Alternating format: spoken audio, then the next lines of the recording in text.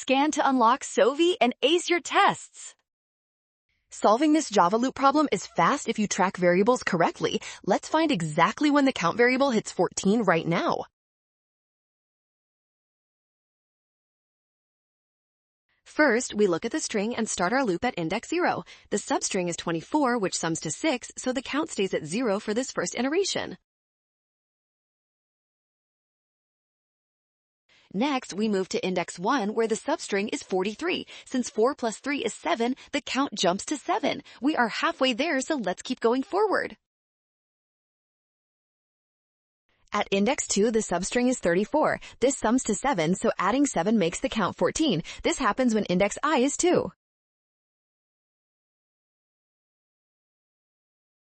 Well done! Scan the code. You can learn better with Sovi. Avoid a rush to prevent missing signs and always trust the given steps.